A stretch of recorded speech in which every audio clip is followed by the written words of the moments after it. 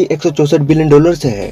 ढाका का nominal GDP 169 plus 210 GDP purchasing for parity है। तो वहीं पर मुंबई का नॉमिनल जीडीपी ही $319 बिलियन से का है और GDP purchasing for parity $610 billion से भी ज्यादा का है। হ্যালো হাই আসসালামু আলাইকুম কেমন আছো বন্ধুরা আশা করি আপনারা সবাই ভালো আছেন। उम्मीद करते हैं आप लोग सब मजे में होंगे और अपनी अपनी लाइफ को भी एंजॉय कर रहे होंगे। जी तो गाइस आज की जो रिएक्शन वीडियो है वो कंपैरिजन वीडियो है और आज हम कंपैरिजन करने वाले हैं 3 कंट्रीज का, जिसमें पाकिस्तान, इंडिया और बांग्लादेश। और इन तीनों कंट्रीज से हम एक एक सिटी का कंपैरिजन करने वाले हैं। पाकिस्तान से जो सिटी है वो है कराची, इंडिया से मुंबई और बांग्लादेश से ढाका। तो हम ये फुल कंपैरिजन देखने वाले हैं between Mumbai versus Karachi versus Dhaka cities comparison. तो आप एक्साइटेड हैं जैसे ये वीडियो देखने के लिए? यहाँ तो हम पहले वीडियो देखते हैं, उसके बाद ही डिस्कस करते हैं। So guys stay with us.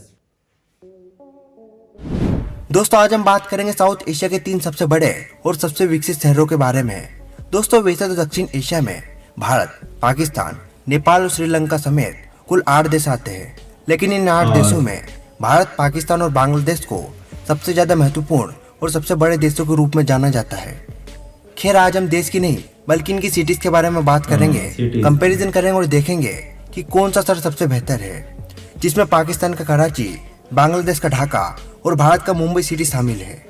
इसलिए अगर आप पाकिस्तान या फिर बांग्लादेश से वीडियो देख रहे हैं तो आप इस वीडियो को अंत तक जरूर देखें। साथ ही मेरे प्यारे देश भारत से अगर कोई वीडियो देख रहा है तो आप सभी लोग भी इस वीडियो में लास्ट तक बने रहे और इस तरह के नॉलेजेबल और इन्फॉर्मेशन वाली वीडियो देखने के लिए इस यूट्यूब चैनल को सब्सक्राइब भी करते जाना।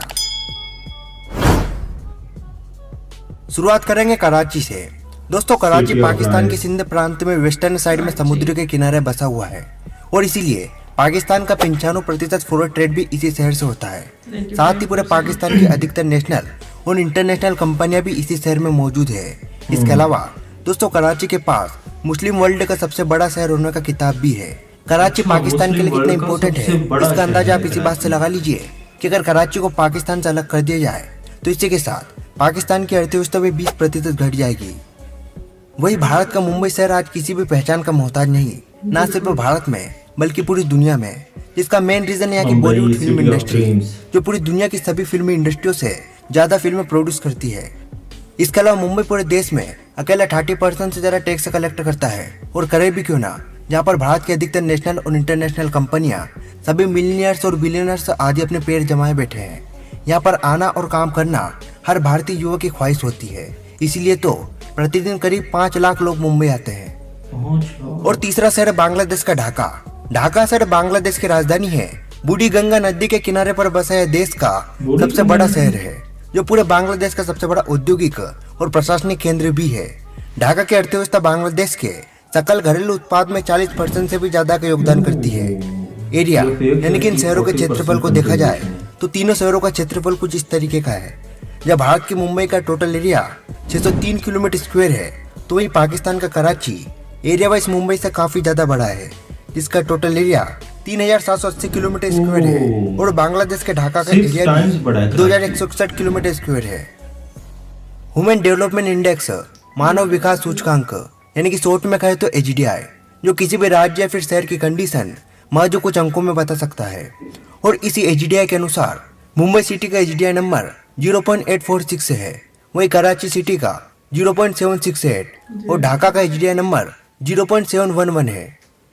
प्रति व्यक्ति आय यानी कि इन तीनों शहरों में वो कौन सा शहर है जिसके लोग सबसे ज्यादा कमाते हैं, यानी कि the per capita income of this 3 cities. तो पहले बात करते हैं मुंबई सिटी की।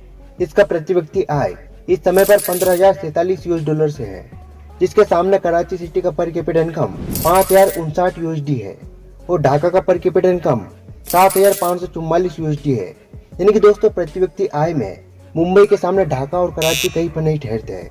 मगर दोस्तों ये तो सिर्फ नॉमिनल पर कैपिटा इनकम की बात की। पर कैपिटा इनकम PPP में आंकड़ा और भी अधिक है, जिसमें मुंबई का पर कैपिटा इनकम $28,675 से है, कराची का 9,762 और ढाका का महज 9,375। दोस्तों अगर आप पर कैपिटा इनकम को देखने के बाद यह सोच रहे हैं कि इनकी जीडीपी में भी इतने अंतर होगा तो आप कुछ हद तक सही सोच रहे हैं, क्योंकि जहाँ मुंबई इंडिया के जीडीपी में महज 13% की हिस्सेदारी रखता है तो वहीं पर कराची पाकिस्तान में 20% और ढाका बांग्लादेश की अर्थव्यवस्था में 40% से भी ज्यादा की कंट्रीब्यूट करता है। हालांकि यहाँ पर हमें यह बात भी पता होनी चाहिए कि भारत की अर्थव्यवस्था का साइज बांग्लादेश और पाकिस्तान की अर्थव्यवस्था से काफी बड़ा है। इसलिए जहाँ कराची का नॉमिनल जीडीपी $79 बिलियन और जीडीपी पीपीपी $164 बिलियन है, ढाका का nominal GDP 169 plus 210 GDP purchasing for parity है, तो वहीं पर मुंबई का नॉमिनल जीडीपी ही $319 बिलियन का है और GDP purchasing for parity $610 billion से भी ज्यादा का है। जी, तो ये था अपना complete comparison Dhaka versus Karachi versus Mumbai. तो अगर बात की जाए एरिया की, तो एरिया में सबसे बड़ा जो है वो कराची है, फिर मुंबई है और फिर अपना ढाका है। और अगर जीडीपी की बात की जाए तो भाई मुंबई अकेला और ढाका और कराची दोनों को मिला भी लें फिर भी वो मुंबई से पीछे हैं। बाकी ये है कि एक तरह से कराची हो गया, ढाका हो गया, ये मुंबई से पीछे तो नहीं है।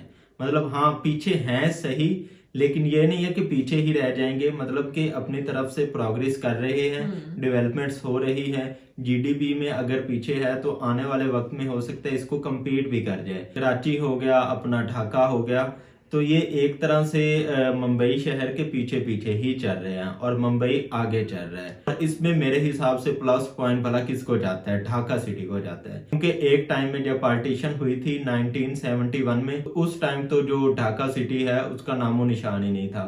गुर्बत थी, इन्फ्लेशन थी, पॉवर्टी थी, इलिटरेसी थी, ये सब कुछ था। और इतने निचले लेवल से आके अब वो एटलीस्ट कराची को तो अपना क्रॉस कर चुका है और इंशाल्लाह एक टाइम ऐसा भी आएगा कि वो मुंबई से भी आगे निकल जाए।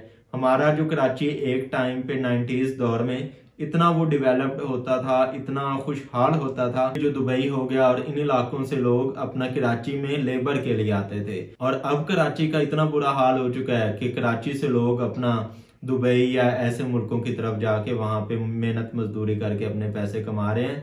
और कराची को एक टाइम पे कहा जाता था सिटी ऑफ लाइट्स, तो अब तो वहां पे दिन दहाड़े इतनी वो चोरियां डकैतियां हो रही हैं। मतलब आप बाइक पे जा रहे हैं तो आपको ये नहीं पता होगा कि आप सेफ घर पहुंचते हैं या नहीं पहुंचते, रास्ते में सारी चीजें उनसे लूट लेते हैं। तो ये कुछ चीजें बुरी हो रही हैं कराची में, इस वजह से वो थोड़ा पीछे रह गया है। और बांग्लादेश की गवर्नमेंट ने ढाका सिटी पे इन्वेस्टमेंट की है, वहाँ पे बड़ी बड़ी कंपनीज लेके आए हैं, टेक्सटाइल इंडस्ट्री को उन्होंने प्रमोट किया है। तो अब सिचुएशन ये आ गई है कि ढाका कराची को compete कर चुका है और टॉप पे जो है वो मुंबई है। बाकी जैसे आप बताएं, आपको इन तीनों शहरों का कंपैरिजन कैसा लगा? अच्छा लगे और ऐसे ही तीनों हमेशा बढ़ते रहें आगे। बिल्कुल ऐसे ही हाथों में हाथ डाल के आगे बढ़ते रहें। और बांग्लादेश और पाकिस्तान का तो आपस में बहुत प्यार है। और इंडिया के अगर लोगों की बात की जाए तो बहुत सारे इंडिया के लोग पाकिस्तान से भी प्यार करते हैं, बांग्लादेश से भी करते हैं। लेकिन वो कहते हैं ना, नेगेटिव हर जगह पे लोग होते हैं, नेगेटिविटी हर जगह पे होती है। तो इनको अपना साइड पे रख के जो लोग आपस में प्यार करते हैं और जो अच्छी थॉट्स रखते हैं वो अपने अपने मुल्क में कंट्रीब्यूट करें, अपने मुल्क को आगे ले जाने में। बाकी हमें बहुत ज़्यादा अच्छा लगा ये तीनों शहरों का कंपैरिजन देख के। और हमारी तरफ से, पाकिस्तानियों की तरफ से ढाका और इंडिया मुंबई सिटी को बेस्ट विशेस।